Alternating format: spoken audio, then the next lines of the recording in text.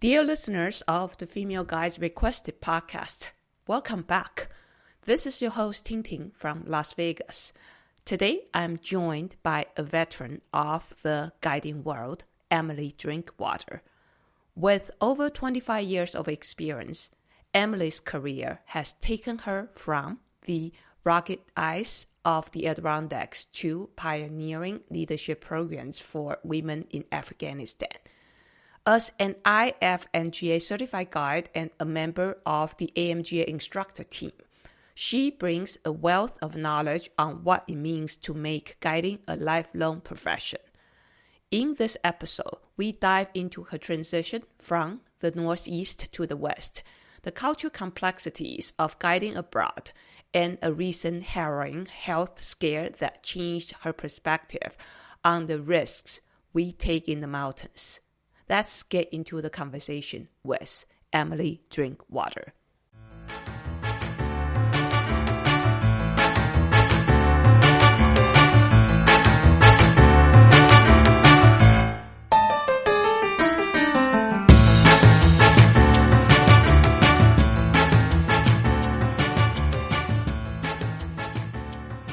Emilie, welcome to the Female Guides Requested podcast. I'm so happy to have you because I've heard your name from so many people recommending you to me and say, Ting Ting, you definitely have to get Emilie on this podcast. So I'm very happy that finally you're on this podcast. Cool. Well, thank you so much for having me. I feel quite honored to be here. And I have also heard your name for many years, and I have this hope that someday somebody will interview you on this podcast, or that you will interview yourself, because I really want to know so many things about you too. Thank you. Yeah, that would be interesting. It would be a little bit odd if I interview myself, but who knows? I mean, one day it will happen if I run out of episodes, which I kind of doubt that I will. Yeah. And so for people who don't know you that well, do you mind giving us a brief intro about yourself? Yep, sure. So I am Emilie Drinkwater. I live in Salt Lake City, Utah. I've been here for 10 years now, but I'm originally from the Northeast. I grew up in New Hampshire, and then I lived in the northern Adirondacks of New York State for a long time. I went to college there and then lived there for a long time. And so the Northeast is the place that I got my start with skiing and climbing and guiding. And so I have quite a fondness for it. But I live here in Utah now, and I love it here. It's, generally nice, dry weather. It's warmer than the Northeast. There's lots of good skiing, and it's, kind of nice and centrally located to a lot of the Mountain West where I do the majority of my guiding work. So it's a good location. Let's see. I have been guiding for a really long time. I think it's about 25 years, which sounds crazy to me. I started guiding pretty much right out of college. Like, I didn't really have a better plan of what to do with myself. And I really wanted to rock climb. I had learned to rock climb in college. I really wanted to do more of it. And so I literally begged my way into a job, guiding people, which now I look back on, and I'm not sure you could really do that these days. So that is how I got my foot in the door. Guiding's kind of my only marketable skill at this point. So luckily I like it, and I have no plans of stopping anytime soon. So guiding was your first real job, and right now your only real job. Yeah, that's right. Well said. Did you start doing any outdoor sports before college? I grew up skiing. It's just a thing that, I think a lot of kids do in New England. Yeah, so I grew up skiing, downhill skiing, cross-country skiing, playing in the woods, kind of hiking around, exploring, but I didn't come from any kind of climbing background. I also think like in the 90s, it wasn't really a thing that people did as much as it is now.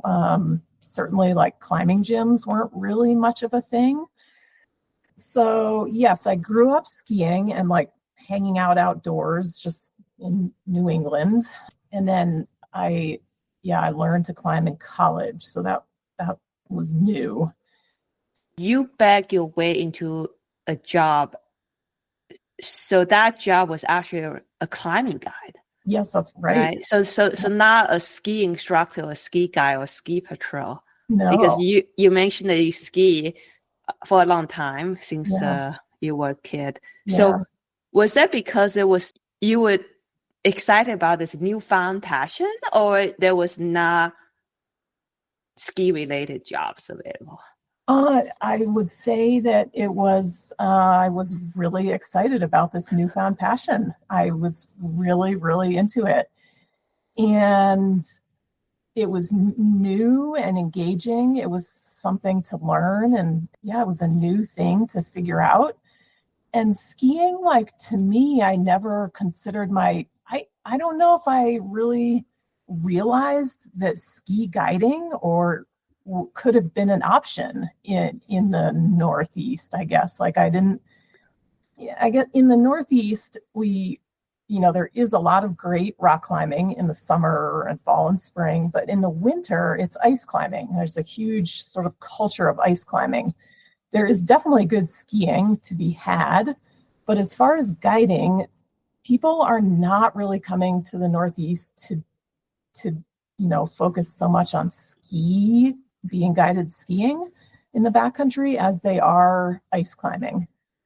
I guess I didn't realize it could be an option to, I don't know. I didn't even know what backcountry skiing was. Like I knew what. I see. So most of guiding were surrounded like climbing, like ice climbing or rock climbing. Mm-hmm. Oh, some mountaineering, I assume, because I heard. Exactly. Yes. Yep. Exactly. And where did you cut your teeth climbing outside? Adirondacks? In the Adirondacks, which is like far northern New York State, kind of like up near the Canadian border. And often when I say that, people will immediately say like, oh, so the Gunks. And it's not the Gunks, although I've climbed in the Gunks a fair amount as well. But the Gunks is like, quite a bit further south. New York's a big state, so the Gunks is quite a bit further south, and the Adirondacks is like, it's a huge state park in the northeastern part of the state. And it's more mountains, and, there is certainly an alpine feel to it. It's cold and snowy and icy. The Adirondacks is where I did my very first ever outside climbs. Nice. Yeah, I actually started climbing myself in the Gunks. Okay. And when I left the East Coast, which was 2008, I kind of vaguely remember that the first guidebook of Adirondack was out. Before that, I didn't even realize there was like climbing at Adirondacks. So was there like local guiding services in Adirondacks back? Okay. Yeah. Yep. There was the place I started my guiding career was a guide service, which is still in operation, called Adirondack Rock and River. And to my knowledge, they never did any river stuff per se, but, it was rock climbing and ice climbing. I got my foot in the door there back in the day when I think I literally like wrote or typed a letter to the guide service and put it in the mail. That's how there was email, but like not everybody used email, and parts of the northern Adirondacks, there wasn't even like internet wasn't like connected very well, because this would have been in the early 2000s. And so I sent a like handwritten letter to this guide service saying like, I'm really into this, like, could I have a job? And I had no business really being a guide. I had spent one summer working at a kids camp like setting up top ropes and teaching kids how to climb. That was the extent of my experience, like classic, you don't know what you don't know. And the guide service owner, to his credit, wrote back and said, we'd be curious to like come and, check the place out. And when you're here in town, come say hi. I mean, honestly, I think at that time, the early 2000s, there were really very few, or there was maybe one other female guide in a rock and ice guide in the Adirondacks. So there was, what I remember is that the owner of that operation I remember him saying, like, we need female guides. We would like to have some female guides. We get requests for that sometimes. And so back in 2000, early 2000. Okay. A long time ago. Yep. Female guides requested. Then. Exactly. It's very accurate. I love the title of your podcast because this has very much been my whole career, is like, I have these opportunities because a female guide has been requested. And I'm often in a place where I'm, a bit of a rarity, or there's only a couple of us. And so it has served me well to get my foot in the door with guiding opportunities. In one of the episodes, I forgot who I talked to, and she mentioned, I think it's the Lisa from the Tetons. She mentioned that, yes, being a female guide, it's easier to get your foot in the door, but it's a little bit harder to advance in the career. Do you feel the same way? Really interesting, because I've had this thought lately. I work these days in the winter. I work full-time as a ski guide, and I'm the only full-time female ski guide at the company that I work for. There's a couple part-time guides that work with us as well. My feeling is that being a female guide has given me these opportunities because I'm sort of, we are unique. There's fewer of us. And generally, most companies want some diversity and they want women guides. And so it's, I don't know if easier is the right word, but it is possible to get your foot in the door. Beyond that, I would say that I have to work harder for the buy-in of clients, especially in the heli ski world, which is where I work in the winter, is for a heli ski guide operation.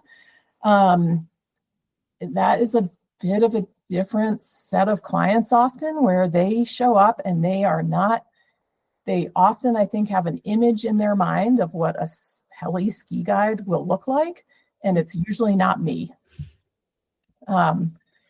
So I think I have to work kind of hard for the buy-in of a lot of clients who aren't expecting to be told, like, oh, here's your female guide for today.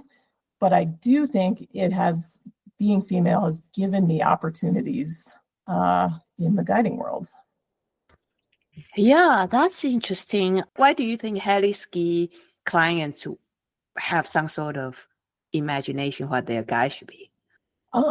Great question. And obviously a little bit just what I am projecting or imagining what they think. So maybe I could very much be wrong.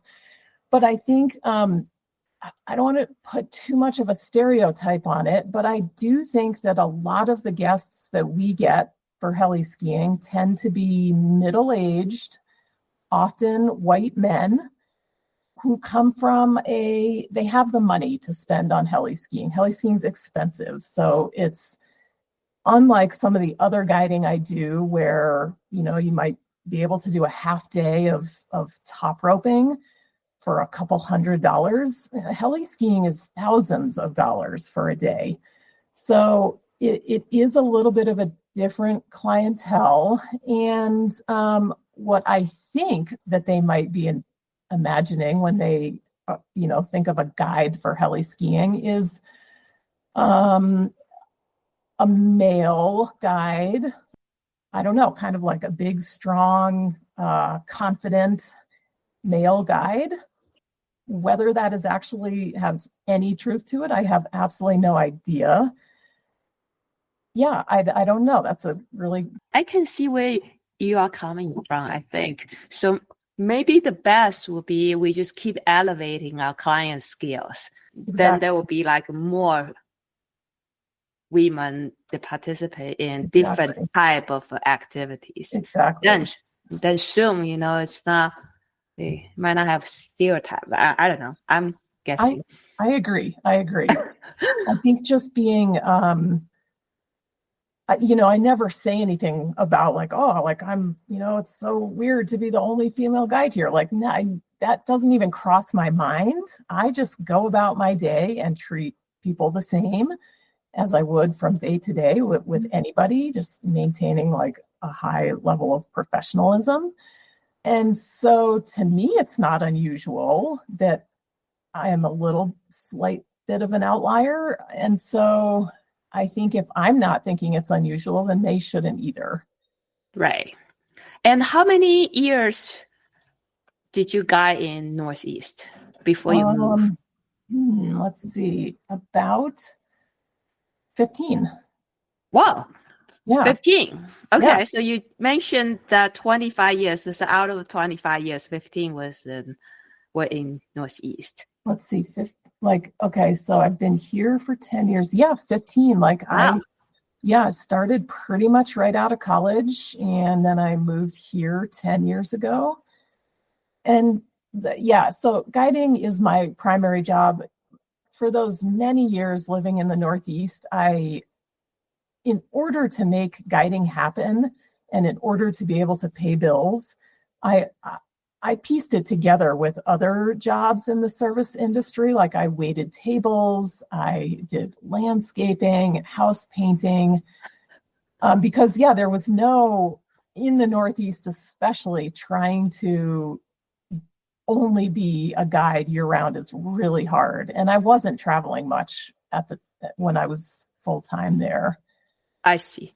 Yeah, I talked with a couple East Coast guides. It seems like that's the story, right? So you either, because the shorter season is kind of long. Do you guide ice climbing too? Not much anymore, but I did for a really long time. Yep. In Northeast, right? Yep. Yeah. So you ice climb, rock climb, and then you have long shoulder season probably. Right. So you have to, if you don't travel, then you have to pick up gigs here and there. Exactly. Okay. Yep. During those years, did you start to accumulate your certification credential in Northeast? Yeah.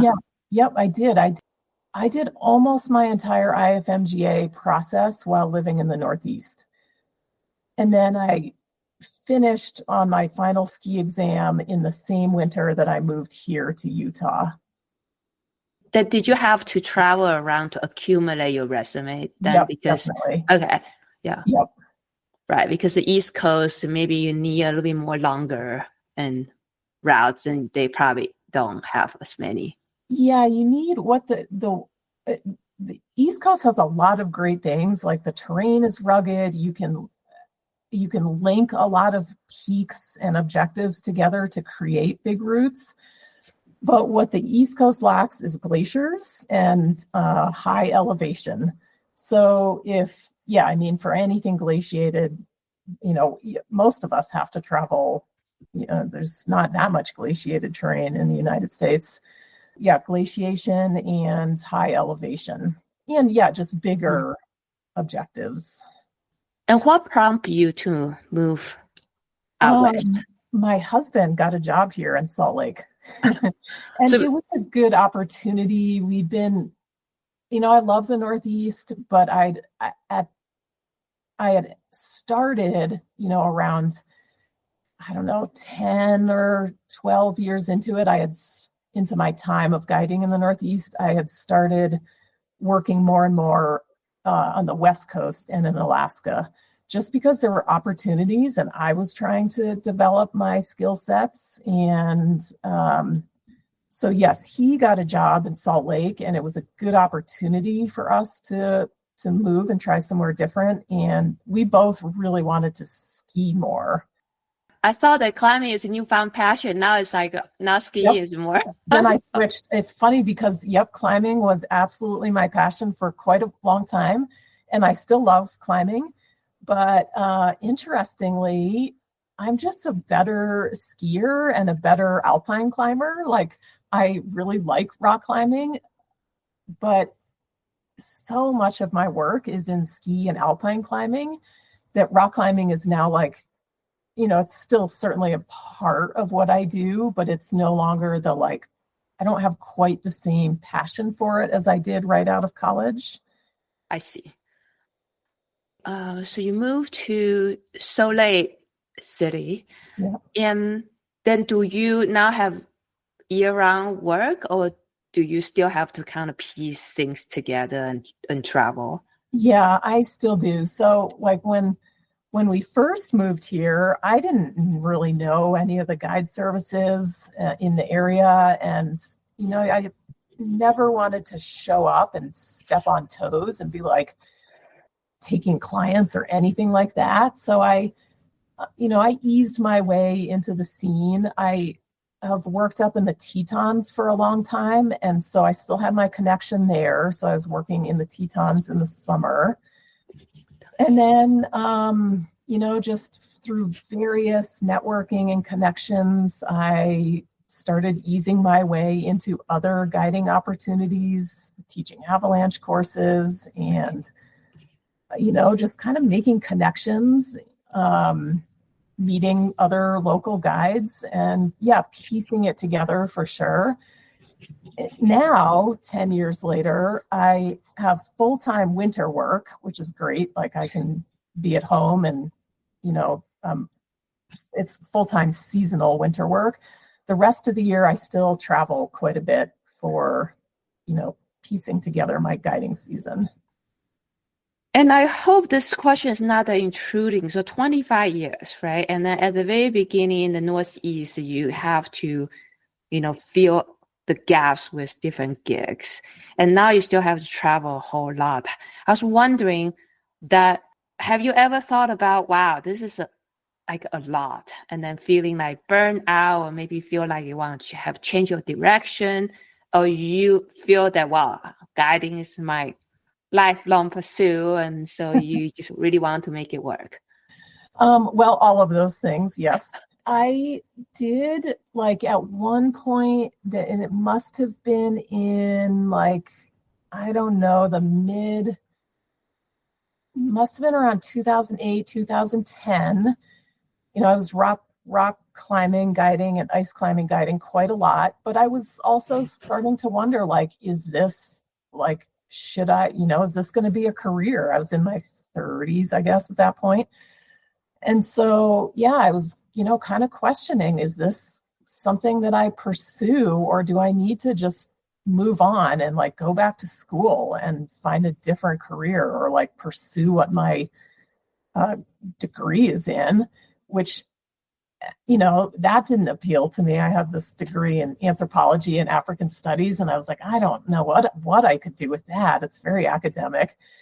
So I briefly went through a phase where I thought that I might like to be a landscape architect. And so I took some classes at one point, actually at the University of Vermont, through their continuing education department. And I got a job even as a gardener on an estate. And I, was kind of interested in learning about botany and plants. But I quickly realized that wasn't actually probably going to be my passion. That really what I wanted to do was climb and guide and ski. And I think it was right around that time, 2008, 9, 10, where I took my a single pitch instructor course. That was my first AMGA program. I decided I'll try this out, see what it's about, see if it leads to anything.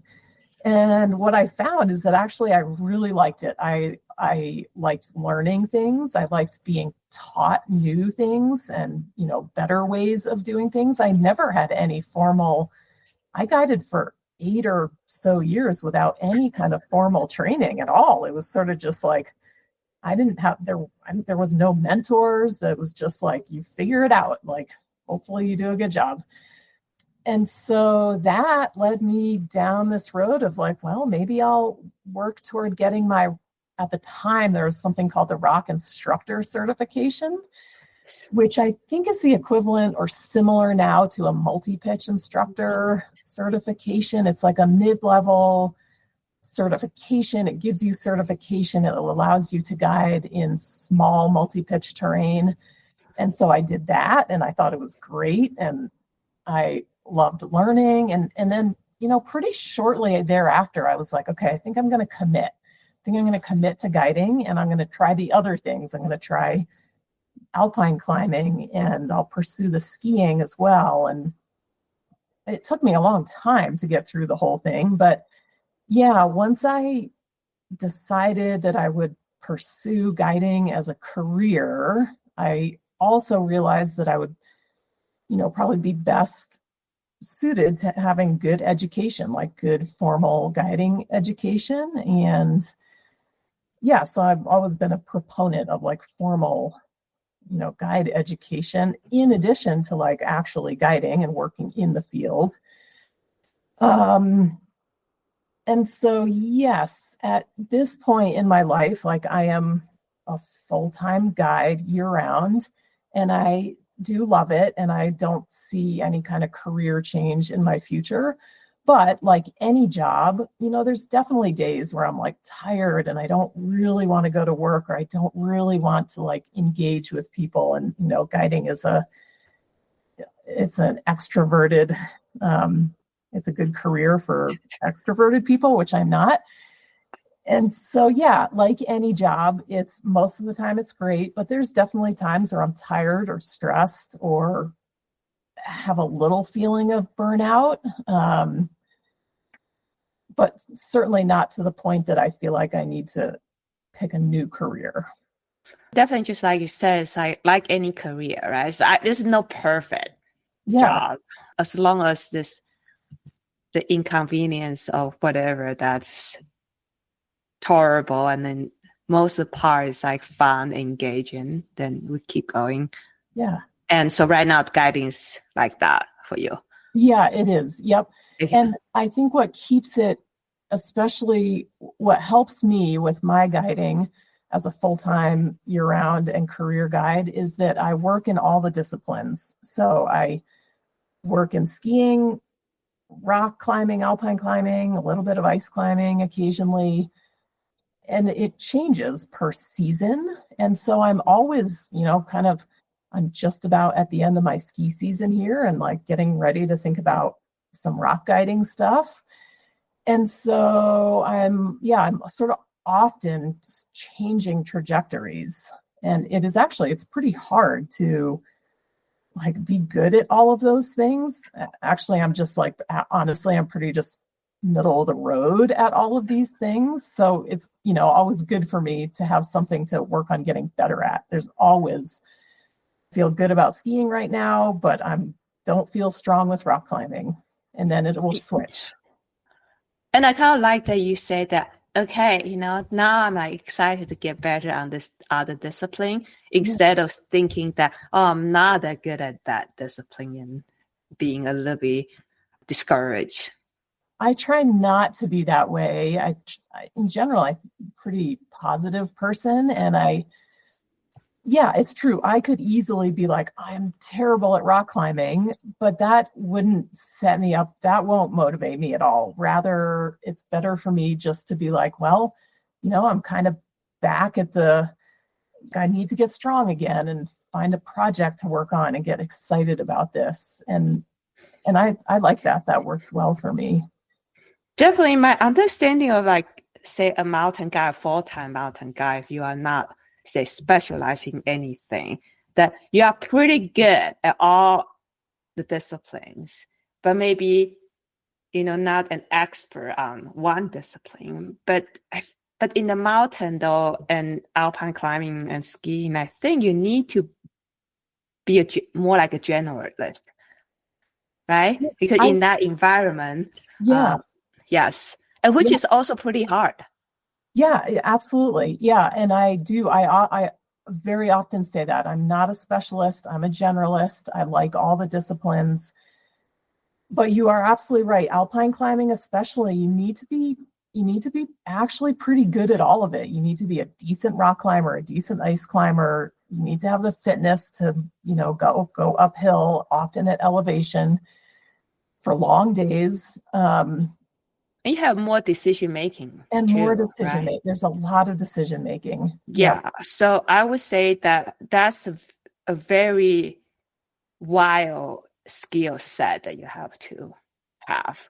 So you don't need to climb 513 or like whatever. It's like that's pretty hard, I think, to be Yeah. very Well, comfortable in the mountains. yeah, that's cool. That's cool that you recognize that. And there are people that climb 513 and climb really hard in the big mountains. Yes. And it's just not me. But there are people like that, and that's admirable. That's cool if you can do all of those things well. For sure. And you mentioned that you recognize you like the education part, on your way become the IFMGA guy. Seems like when you were a student, the experience seemed very positive to you. Yeah. Okay.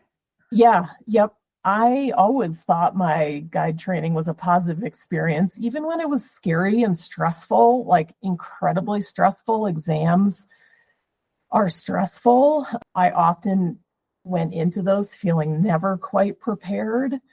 And so, just like any of this stuff, it is a mental game as well. But I do really appreciate the education. And even now, when I'm teaching for the AMGA on the instructor team, one of my most favorite things about teaching at any level, whether it's like a intro level course or a rock guide course, or whether it's an alpine exam, I always learn from students. Every single program, I learned something new. And I'm like, wow, I can't believe I've never seen or heard that before. And so I think that's great. I love those opportunities to learn from, each other as guides. Was it because you enjoyed the education, so you thought about becoming an instructor to train guides as well? Good question. I think when I was finishing up my last bits of IFMGA certification, I don't think it even occurred to me to teach on the instructor team. That seemed so out of reach. Like I was like barely getting through these exams, like let alone thinking about now trying to teach for the AMGA. Like it actually just, I was like, I don't know. It didn't even occur to me that could be a possibility until I think Angela Haas, who I had as an examiner at one point, said something like, have you ever, thought about the instructor team? And I think in the moment I was like, oh, definitely not. But then it got me thinking, like, could I, would this be something that I could do? Or like, and one of my motivating forces behind joining the instructor team is like, you go through these guide, as you've done, you go through these courses and exams, and like you're very up to speed when you're like at the exam level. You've been training, you've been working with your other people on the program, you're training all these rescue skills, and you're going out in the mountains and practicing, and you're probably strong and fit. And like the idea that I could finish my certification and then like lose those skills or forget them, it just seems so like I didn't want to lose any of that. It's like finishing college, like you're sharp and you're practiced at whatever your focus was. And I really didn't want to lose it. And one of the best ways to stay on top of all that is to teach it and to learn how to teach it too. It's teaching is different than doing. Definitely. Yeah, that was a motivating factor for sure. I think best way to verify that you really got those material down is then you can teach it. Yeah, right, exactly. And it takes some effort to teach versus just being like, do this or watch how I do it. Then what did you learn from this process, did you have any learning or tricks like become a better teacher? And then do you have any philosophy of like a good educator and all those things? Oh, wow, that's a great question. I mean, I think the reality is that I'm still learning every program. I learn from my co-instructors. I learn from students, like I was just saying. So yeah, like I don't, by any means, I don't feel like I have it dialed. I'm always open to learning new ways. And, there is a certain amount of trial and error through this. Like you teach something and either it works and it helps responds with people, or you get blank stares and it's evident that people don't understand what you're trying to convey. So through trial and error, and now having done this for like 8 years, I guess I've learned ways to convey information to different people, like using the standard teaching methods, like show people. Some people want to try things with their own hands. Some people want to be talked through it. And so I try to use all the teaching styles to get my point across. But I'm very much still learning, and I carefully watch my co-instructors to see what they do and what works. And so I don't know if I have a philosophy. I guess I try to manage expectations like right from the start, as I would with regular everyday guiding, like managing expectations and setting expectations is, a great place to help with the framework of any kind of course or day of guiding. Yeah, I understand set expectation, but can you elaborate like managing the expectation? Let's see. So you can set expectations as in, here's how the day will go. So you sort of put, you tell everybody this is how we're going to do things so that they know what to expect. And then you have to, if you've said like, okay, today this is what we're doing and it's going to take 8 hours, for example, then you stick with those. Like you don't stray off that. Nobody likes to be confused or to have their day altered, whether it's, our clients and guests or somebody on a course. Like if you say, okay, we'll be done at 4:00 today. It's okay if you're done at 3:30 or 4:30, but it's not okay if you're done at 2 or 6:00. Like those kind of things. That's managing the expectations, is that you stay true on your end to what you said you would do or teach. Yeah, and I talked to Angela Haas in one of the podcast episode. She mentioned that there's some changes in the mountain guide programs, for example, trying to make the evaluation less subjective and more of, try the best objective. And so over the past 8 years of you teaching the course, have you seen other stuff that is a notable change? Maybe the material you teach or the style you teach, or how the instructor team collaborate? Yes, I feel like 8 years in the scheme of things is actually a small amount of time. So I'd say the changes I've seen have been subtle. I think the sort of biggest thing is that we instructors and the AMGA, we do constantly strive to provide a good product and good education. We have these instructor team trainings and meetings where we all meet and sort of, we do train some of these things or have discussions on where the education is going or where programs are going. I guess I haven't seen it change a ton in my 8-ish years because it's not in the big picture. That's not really all that long. But I guess if anything, the trajectory is toward constant improvement. And we definitely do listen to student feedback. Like that is, a big part of this is what makes us better is getting student feedback. That's right. Yeah, that's hard. Like it can be hard to get. It's really hard for me to be evaluated. Like I do not love.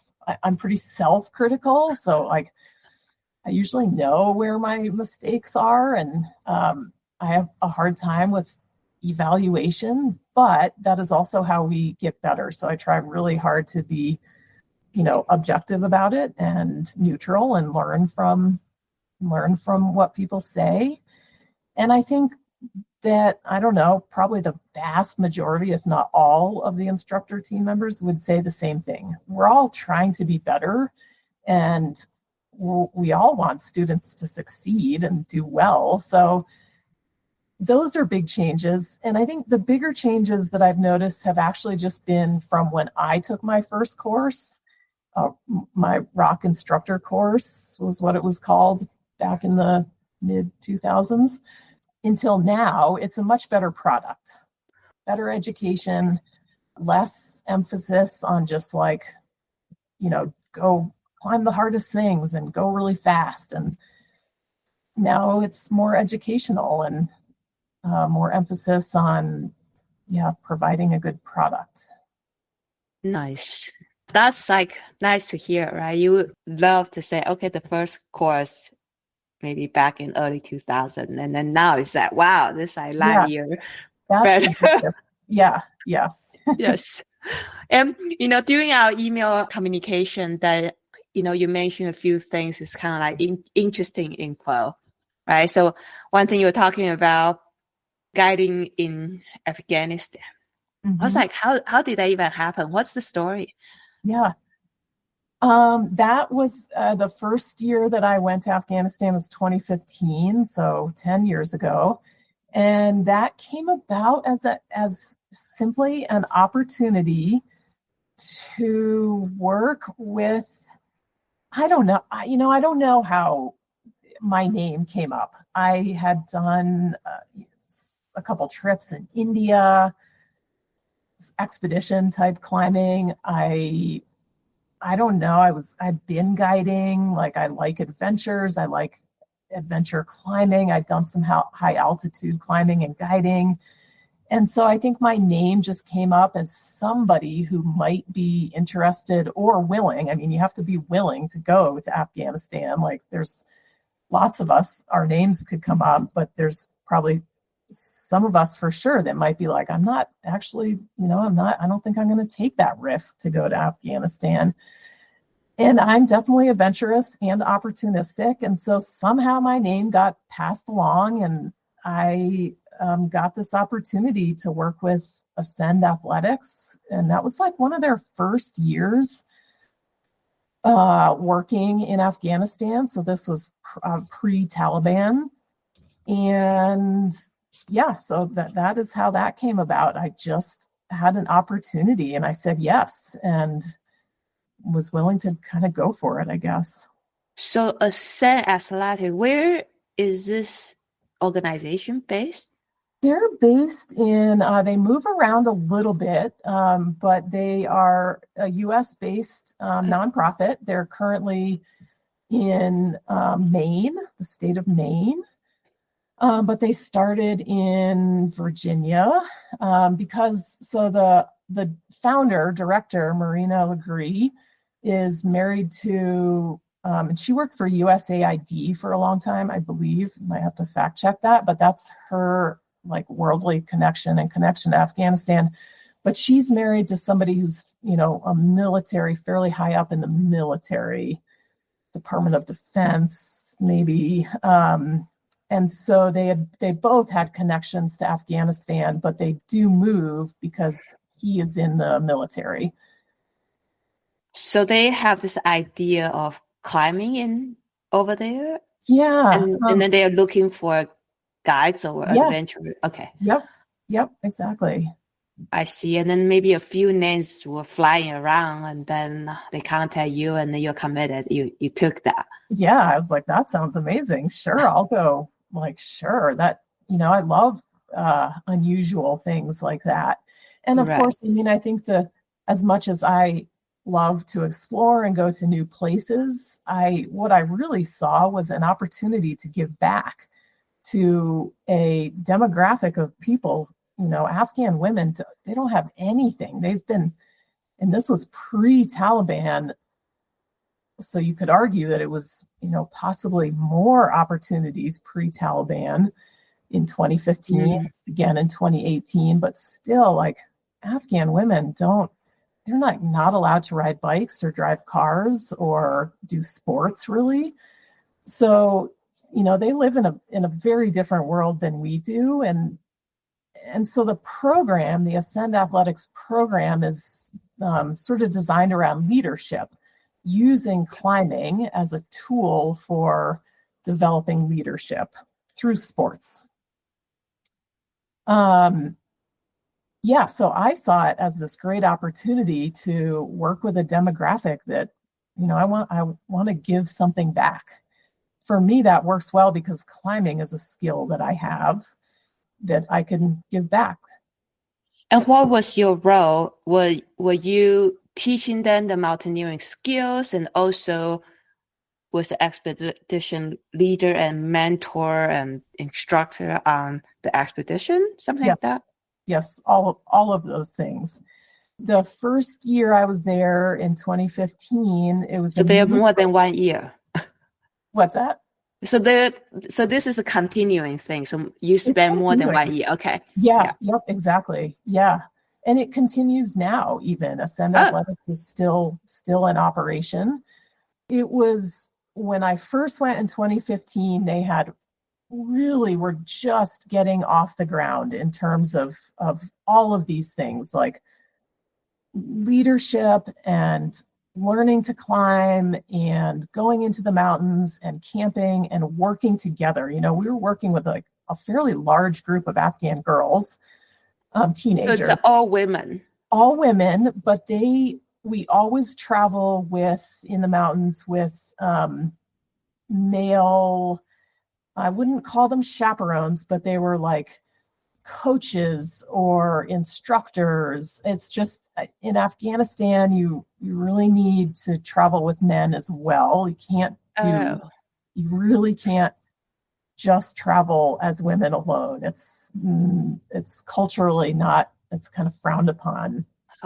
So we had all sorts of connections that help with Ascend Athletics. They are supporters, male supporters of Afghan male supporters of the organization, who come along and help and teach and are a part of these expeditions in whatever way they can be. The main students are this group of women. Yeah.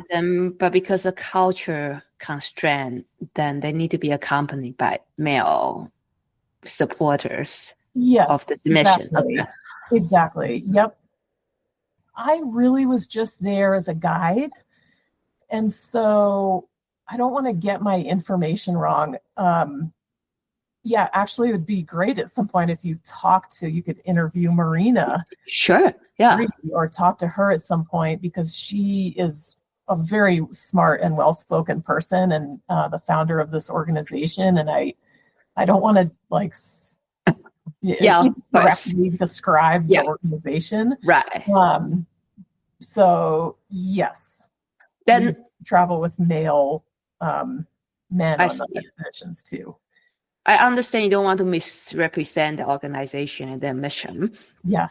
And so how about your own role, and what did you get from this thing? I mean, of course, you are hired, so, but you saying about giving back, and you must also you always mention you get something back from your students.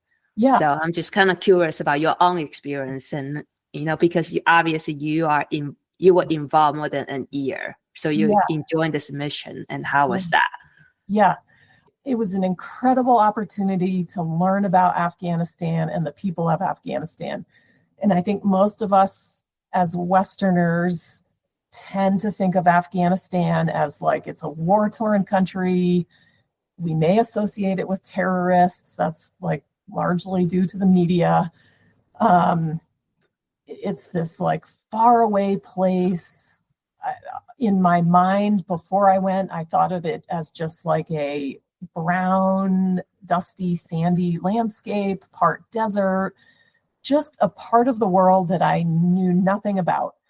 But I did also know a lot of things just from like books over the years that I've heard about Persia and Persian travels and the Silk Road and just some sort of mysterious or mythical things I'd heard about Afghanistan. So, and it's not an easy place to get to, literally, like logistically or figuratively. It's not really easy to get there. It's like quite hard to even get a visa.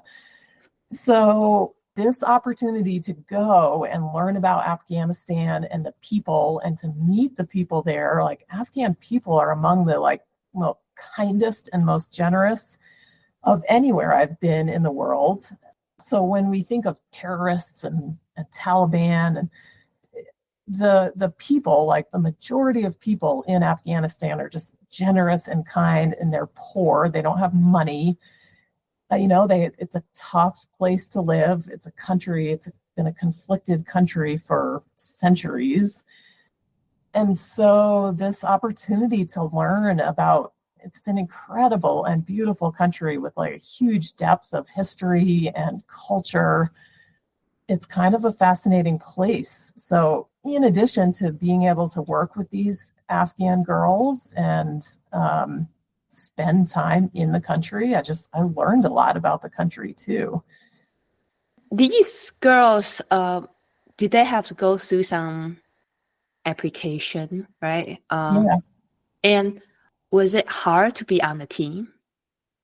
Yeah, it was hard. The girls do have to go through an application process to be accepted onto the team. I mean, there are many things about it that are hard, everything from I think all of us Westerners get the food and waterborne illnesses. So you're like sick, and then you go to altitude and you're like maybe a little bit altitude sick. I don't speak the language. They speak some English, some more than others. But yeah, we don't have language in common generally. So like you're learning to pick up bits and pieces of words and you're trying to gesture. And then of course you are learning cultural differences too, and how to sort of manage each other's different cultural expectations. So yeah, every bit of it was hard. I always describe it as like, well, the second trip I did there, I describe it as like the most physically, mentally, and emotionally difficult thing I've ever done. How many times you went there? I went there, yeah, Go 2 ahead. times, 2015 and 2018. And did you work with the same group of women or a different group of women? Different women, same program, so Ascend Athletics. But the second time I was there, it was a whole, other than one woman who was their Afghan coordinator, it was all different girls. Yeah, I see. Yep. And did you see that the mission has accomplished? Yeah. Of course, the mountain climbing is just a vehicle there. Yes. Do you think that experience actually did transform their? Yes. Okay. That's a great question. I can give my perception of it. Really, obviously, the Afghan girls themselves would be the ones to know whether something had changed for them. But yes, my take on it is that like even between my time there in 2015 and 2018, things had changed a lot. They, as a group of these young girls, they call them girls because they're not married. I could have this wrong, but when they're married, they sort of are more often referred to as women. None of them are married. They're mostly teenagers or young 20s. So yeah, between my two trips there, I saw a big difference in terms of leadership, cooperation, like learning how to work together toward a common goal. The first year I was there, that that they didn't have a grasp on that. We're just barely kind of getting up and running and trying to teach them how to work together. A couple years later, they were still learning always, but they um, were much more supportive of each other, and they learned to work together and to go on an expedition together and to support one another. I would also say that physically they were stronger. Like in those couple years, they did a lot with training, physical training, and does this program like better them in the bigger picture? I like to think so. I think they learn a lot from it. Yeah, the Taliban has retaken over that when the U.S. left a couple of years ago. And so things are really different again. And I'm not sure where it is all at. And most of those girls that I worked with left the country, were able to get out of the country when the Taliban took over. So they're spread throughout the world at this point. Yeah, I like to think that it changed their outlook. Then how about you? Does this experience change you in a way that's like notable too? I think I have just a great appreciation for people who struggle through life for various different reasons. It actually, I think, is just a reminder to me of what privilege is and what it's like to live a generally comfortable life. A large portion of the world does not have these opportunities. And for as much as I could complain about the United States or our government or whatever, any number of things, corruption, we live in this incredibly wealthy and privileged country. And so many other people don't have that or the opportunities, and life is really just a whole different thing. And so I've learned to appreciate that. And when I feel like complaining about our country or government, it's a reminder that actually it's not too bad. Talking about living comfortably, I mean, you also mentioned that last year you have this near-death experience that while guiding. I know. What exactly happened? Well, I mean, it's absolutely crazy. So the summer of 2023, I was in the Northwest and I was working an AMGA program, and we were headed into the backcountry for an overnight. It's quite a long story, but basically the short of it is that almost immediately, as soon as we got out of the cars at the trailhead, to start our hike in, we were going to go for 2 days and 1 night, so relatively short little trip. I just started to not feel good. And then it just got worse and worse. And I kept going, like I kept walking, because I am not very good at telling people like I don't feel good or I feel like going back, even though all I really wanted to do was like just go back to bed. I didn't really say anything to anybody. I just kind of kept plodding along slowly, but I was sick, like vomiting. I had a terrible, terrible headache that had come on quite suddenly. And then it started like the headache sort of started working its way down my neck, and I couldn't, turn my head. And so this was over the course of a couple hours, basically. And, eventually it was obvious that I was very sick, and my other instructors knew and students all knew, because I was like, couldn't keep going. At some point, I lay down pretty much on the side of the trail and was like, I really could not do anything. Yeah, so I was kind of getting progressively worse, but I had no idea what it was. And one of my other instructors thought it was food poisoning and was like, don't worry, like you don't have to come climbing with us today, like just rest, like you can stay in camp and rest. And I remember thinking like, this cannot be food poisoning. This feels so much worse, but I didn't know what it was. I could not think of what I thought that maybe it could be meningitis. The only thing, spinal meningitis, the only thing that I could come up with in my like rapidly getting fuzzy mind was like, oh, I've got all this neck pain and I'm vomiting and I can barely move. It's got to be spinal meningitis. I just couldn't think of what else would cause so much neck pain. After a lot of deliberation, and we're on an exam. This is like an exam. This is an advanced Alpine guide course. And so the students are on their exam days. And so I didn't want to be the person like slowing this group down. They're trying to like complete their exam. And so the instructors made a plan basically to walk me back out to the car and to take me into town. And that's what we did. I don't remember any of this part. Like at some point I stopped. I never was unconscious because I walked out of the mountains on my own, but I don't remember any of it. So one of the instructors walked me all the way back out, several hours, over Cascades Trail, and drove me to pretty much the nearest hospital. This is like the North Cascades, so we're kind of rural area. And it was like an urgent care center or clinic, small hospital.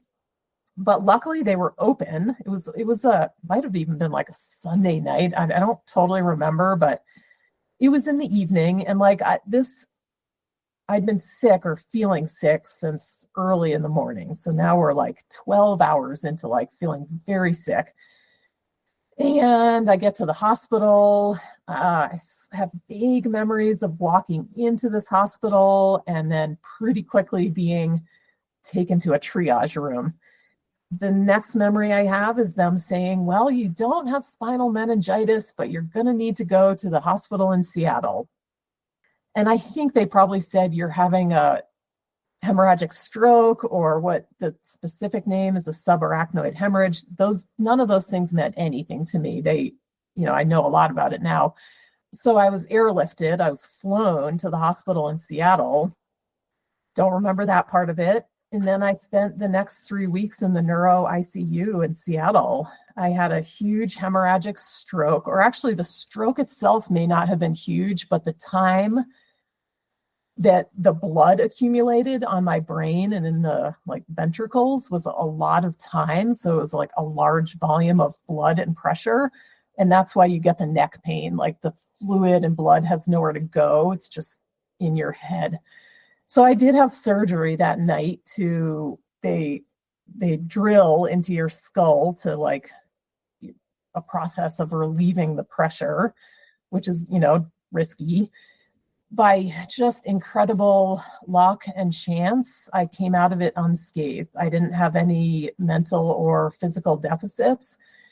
The recovery, 3 weeks in the neuro ICU is a long time, but in the big picture, I'm just incredibly lucky to not have been mentally or physically injured, because people often don't survive this kind of stroke. It's quite similar to a brain aneurysm, like a burst. They described mine as an artery that leaked versus like a burst artery. So to me, there's not a whole lot of difference between like an actual brain aneurysm, I guess, because it bursts rather than leaks. But yeah, I think there is though. I mean, because it leaks, so you could have last this long. Exactly. And that is what happened. It leaked. And so I had this whole 12 hours, of which time I was walking my way out of the surgery. That was incredible. I was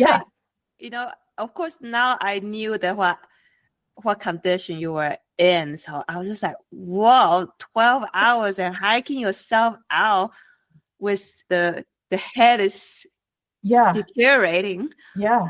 I don't remember it. And that is interesting to me because I was in a huge amount of pain. Like this stroke, like, I guess it is perhaps the most painful thing I've ever experienced in my life. And it continued to be painful throughout the recovery, which is like, over the course of several months. because the blood on tissue is painful. Like if you get a bruise, it is sore until the, blood gets absorbed. And so it's no different on your brain. But yeah, so I don't know if me walking out and not remembering is due to just being delirious or some kind of walking unconscious. I have no idea. It's a pretty crazy story. I'm quite fortunate to be unscathed. Yeah. Wow. First of all, I'm like so happy that yes, you did have to spend time recovering, but at least you walk away Yeah. pretty much unscratched. Yeah. But then they also remind me something. I think sometimes that we guys don't take good care of ourselves. Oh, I'm the worst. I'm the worst. I didn't want to say anything to anybody. I kept telling myself, like, you're fine, like you'll be okay. Just keep going. Like everybody gets stomach bugs. Like you don't take some ibuprofen, you'll be fine. And absolutely, that was one of the big takeaways is that as guides, we are really used to being uncomfortable all the Right. time. Like you're just like it's hot or it's cold or your shoes are tight or whatever. Like we're used to And being uncomfortable. yes, and our tolerance level may be dangerous high. You're absolutely right. It is dangerously high. And that is something I've learned is if that I need to say something sooner if I'm not feeling good. Like I need to watch out for myself, but I also need to just be heads up for my coworkers and guides, and just for anybody that I might be skiing or climbing with. Like a lot of us mountain users are going to say we're fine when we're not. Yes, and I learned that from my clients too. Just like sometimes they don't tell you, Oh yeah, they don't do right? not say anything. Yeah. Right, and then you have to collect. You Yeah. observe and you collect evidence. You say, I think they are not really feeling that well. Yes, exactly. They're almost even worse than we are because they don't want to be told. They're trying often to prove to us like I'm strong and I can do this, and they don't want to be told like, okay, you're going to have to go in early because they're there to do this thing that they really want to do and they probably paid money for it. And yeah, so they're just as bad. That's right. Definitely the moral story, at least what I learned. Even if I'm the guy or maybe the head guide, I need to also take very good care of myself Yeah. too. Yes. Yeah, because the reality was like I got incredibly lucky that this all happened in like, I was still, yeah, fairly easy walk to the trailhead. We had a car there. The weather was nice. But if this had happened when I was in Afghanistan, for example, I wouldn't have survived. And so that is something that actually really scares me about doing future expeditions or remote things. So I have been told that it's a near 0% chance of recovery. Like I am recovered, and these kind of things don't tend to be a recurring thing, which is crazy to me. I thought I would need to have brain scans for the rest of my life, and they're like, no, you're good to go. So this sounds sort of like accident? Yeah, they describe it as non-traumatic because brain bleeds can happen if you get hit in the head. Like, if you're rock climbing and you get hit by rock, you could get a brain bleed. That would be considered traumatic and you like have a known cause. Whereas mine, there is no known cause. I don't have risk factors. I don't have a family history. I don't have high blood pressure and I don't do illegal drugs. So they don't know why this happens. And it's rare but when it does happen, like, it happens to people occasionally. And a lot of us just go back to like a regular life. End of story. Right. This doesn't really, I've been told that it's like very unlikely to ever happen again. The same amount of likelihood as anybody else in a room of people on any given day. I see. But Mm, nonetheless, it's still scary to me that, for sure. yeah, like I could have been somewhere much more remote and I wouldn't have been able to walk out or wouldn't have been able to Mm. get rescued. And so, yeah, I have apprehension about going to really far away, remote places. So you're saying that this incident influenced your decision making for future trips? Yeah, I mean, initially, like in the months after, I was like, I'm never going to do Afghanistan or Pakistan. Like, I'm Mm, not going to do those kind of trips again. I was supposed to go to the Bugaboos that summer, and I was like, I'm not even going to do those trips again because they're kind of right, remote. remote. Yes. Yeah. And so now I'm a year and a half out from this happening, and I've been healthy and fine. And it's easy to start thinking, like, well, maybe next year I'll think about a high altitude trip. Or so, you sort of start to Yeah, forget a little bit. It's on my mind, but like nothing's happened. So it's easy to start right. making plans. I know, but they say that alpine climbers have short memory. Exactly. That's exactly what this is like. Yep. That remind me the other day I was talking with another guy about near misses. Well, oh, I almost died. And what am I gonna do? I just like, okay, don't do that again. Move on. Yeah. I'm still going out guiding. It's not like I won't. Yes. I will stop doing it. Uh, Right. Same. right, Yeah. I initially was kind of like, I guess it's over with expeditions, but now the time goes on and I've been fine, and I want to go do other interesting things. right. Especially all the medical people they told you is just like, well, Yeah. it's just something random happened on Yeah. that day. Yeah. Right. Huh. That's all they've been able to tell me is, well, something random happened. It's rare. We don't have there. Did lots and lots of scans and imagery of my Mm, brain. They right. couldn't find anything. And so Yes. they give me essentially this clear bill of health. It is reassuring, but also confusing to have no reason for this, to not know why happened. I kind of feel like I will see you in the near future and go to Bagabu or something like that. No? Because we are drawn to those beautiful places. Yeah, yeah, Yes. definitely, Yeah. definitely. And okay, so now it sound like random questions Okay, here. I kind of like, well, not exactly spy on your Instagram, oh, and well, I like the stuff that you share. I just like, yes, I feel that resonate with me. nice. Especially, there's a couple thing I jot down here that you say, oh, a lot of time I got asked about favorite places to climb and ski. Hard questions, okay. And do you still get asked a lot of these Yeah, questions? every day somebody Every says, single day. Okay. What's your favorite ski run? What's your favorite ski area? Yeah, every day. It's a Yes, really common I question. know. I'm sure you get it too. I got it too. Just like, oh, what's your favorite route? And then what's the favorite expedition and all those things. Yep, I was like, uh, I don't know. I know. I know. Yeah. But I like your answer though. I mean, you're just like, okay, you all came back to who do you climb and ski with. Yeah. So then what do you think are perfect partners?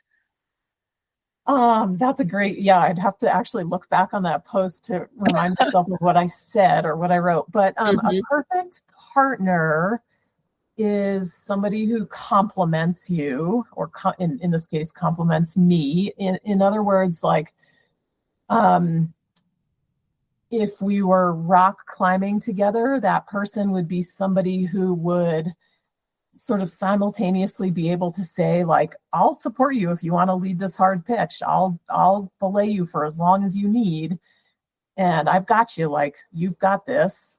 But it might also, that same person could also say, like, if you don't feel like doing it, I'm up for leading that too. So somebody that you're on the same page with, like they'll support you, but also you have a similar enough skill set that you are not vastly different in terms of movement skill. So that's one thing. A similar risk. I was about to say a similar risk tolerance, but actually I think often partners for me are either people with maybe a lower risk tolerance. I sort of surprisingly have a slightly high risk tolerance. So I need somebody that will kind of check me and say, like, I actually, no, I don't think we should do this today, or I don't feel great about this, because I will always back down. I'm not pushy about anything. But occasionally it can work the other way too, where maybe I am like feeling a little apprehensive and somebody can say, I think it'll be okay. I think we can do this or choose this route and still make it an acceptable level of risk. And then just people that you can talk to, that you enjoy talking to, like having a fun conversation, like that could be about anything in life. Yeah, so much of our time in the mountains is we often have a lot of time walking uphill or skinning uphill or camping in a tent where you can't talk to each other, or you don't enjoy talking to each other. Then it can make for an uncomfortable situation or awkward. And I bet over the years you have accumulated some regular partners to do things with. And how do you keep nurturing the relationship so you know that, okay, even though we haven't climbed or ski for a while, now I can count on this person and go?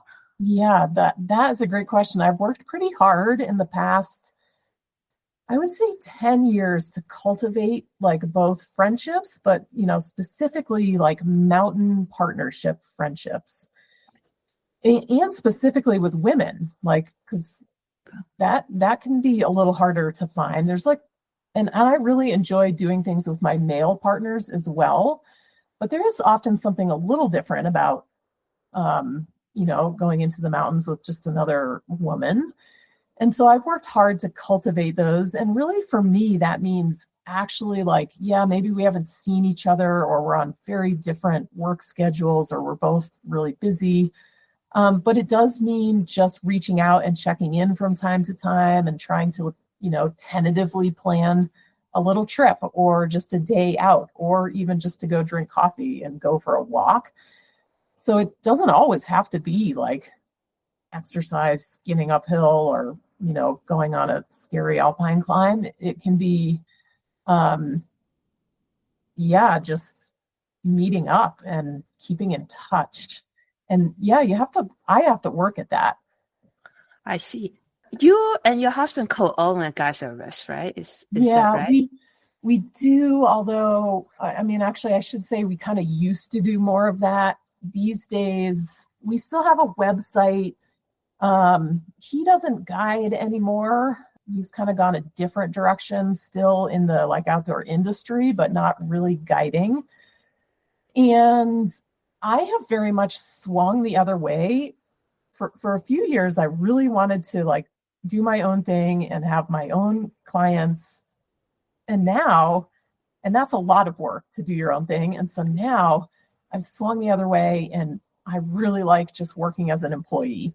I like showing up and having my guests handed to me, and not really having homework to do at night, or phone calls or emails to write, trying to make trips happen. And so, yeah, Cloud Splitter we still, like loosely maintain it, because it is, if I do want to do a trip or plan a trip somewhere, it's a good resource or outlet for that.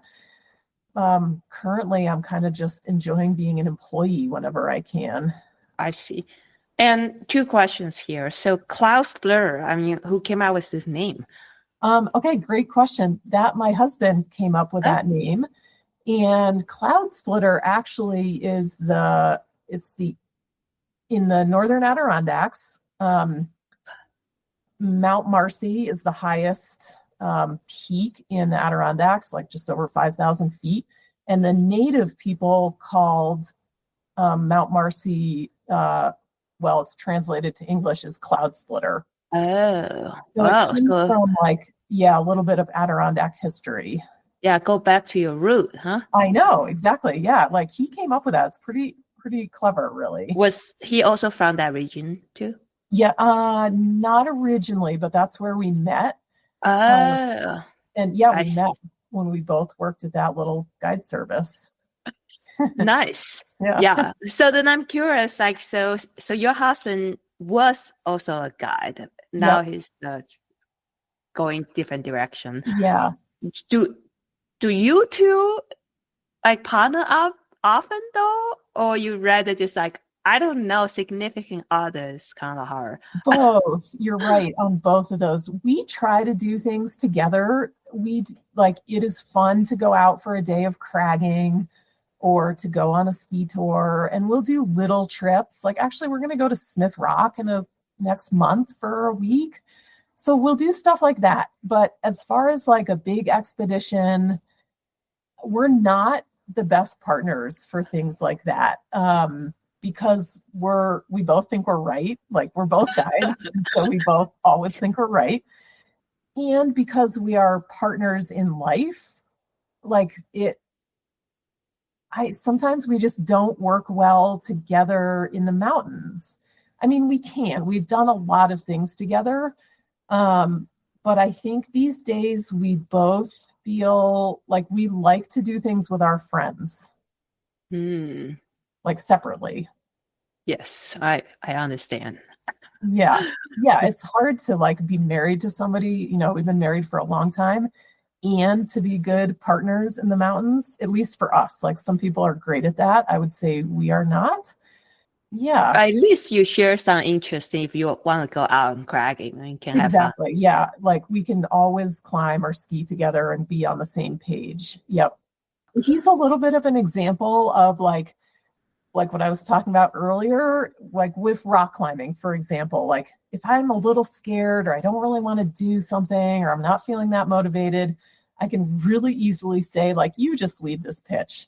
And he will, like, he'll just step up and lead it, which is like both very nice because Hmm. it takes the stress off, but it's also like with other people, friends, maybe I would step up and push myself a little bit more. Yeah, I totally can understand that. I have my own time that I used to say, "Oh, can you finish this for me?" to my husband, Yep. and Yep. now I don't have the luxury to say so. Yeah, cool.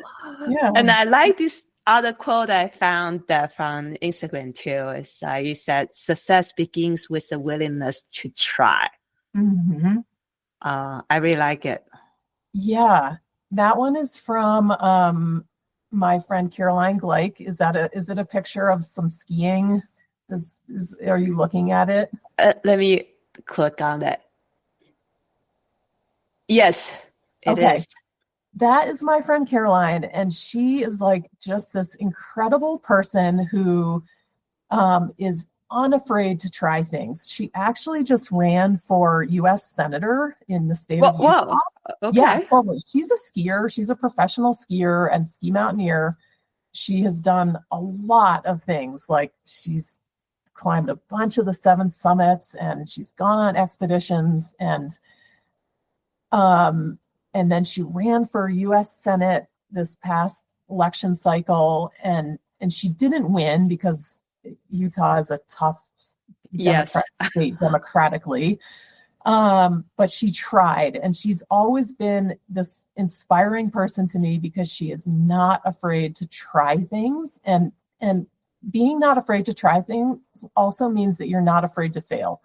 Like you're not going to have success every single time, and that's okay. But if you kind of are always going into it with a mindset of like, I have to do this or I'm like a failure, then you're never going to try in the first place. And so I think that really what I was thinking with that quote is that you just have to be willing to try things and be okay with it not working out. I don't even know if failure is the right word because I don't too often use the word failure because I think if you tried something, you probably learned a lot from it. Yes, I love it. As climber, right, we're always talking about the mindset. It's very important. Yes. And I remember a long time ago, I learned this quote. You say, climber doesn't mind to fail because we just keep falling. But I just like, wait, I don't think those are failures. And then, but I saw the other quote I like. It's just like, well, every fall, every try, every fall, you just collect information. Yes. Right. So you are one step closer to your goal. That's what I think. Yeah, that is very true. And that's exactly what I was getting at with that quote, is that it's a process. Like you just go into it with the expectation that you will learn something. And if you make it to the top of your climb or the summit or whatever you're working on, that's a bonus. Like that, that's a type of success, but really the success comes in trying and like learning from each bit of it. Yes. Yeah, definitely. Right. Reach the whatever so-called top or sand is the end of the journey, right? So we can't ignore the journey. Right. Cool. Yeah. Thank you so much for your time. Thank you. Maybe this last random question. You obviously love guiding. You've been here 25 years, still enjoying, still not thinking about another career. But with all those like little moments, you're like, oh, today I don't really want to go to work, or like you have other thoughts. What do you say to encourage yourself to just punch through? Oh, wow. Good one. I definitely find myself thinking things like, it's just one day of life. Or, that could mean, you could also say it's just the next 10 minutes or it's just the next month, but it's like, it will be over, like, and something else will take its place or move on, or, it's time just disappears. And when I feel a little like grumpy about going to work, or like, oh, I'm so tired, I just keep reminding myself that it's one more day or one more week, and then I get a break, and I don't get this time back. Like, this is the moment, and there's only one, whatever, April 1st, 2025 that will ever happen, and then it's going to be over. So try to find some enjoyment in that. And yeah, I think I'm pretty good at that. I generally am I don't tend to go down too negative of a road most of the time. I'm able to push through by just thinking it's just one day. Tomorrow will be a different day. And then, next month we'll be on to a whole new thing. So enjoy this moment, whatever, piece of it that you can find joy in, and then not dwell on it too much. Nice. For me, if I dwell on like, oh, I just didn't want to be here today, then I will definitely not want to be there. So definitely. Yeah. And I know that you're so good at being uncomfortable. So if it's just one day, no big deal. Yes. Right. Great. Thank you so much for giving me this time for this interview. I had so much fun talking with you. Yeah, it's been great. Thank you for doing this podcast. I love listening to all the different women on this. It's been really insightful. Thank you for listening to the Female Guides Request podcast. If you enjoyed this episode, please leave us a review and share it with a friend. Until next time, stay safe and stay curious out there.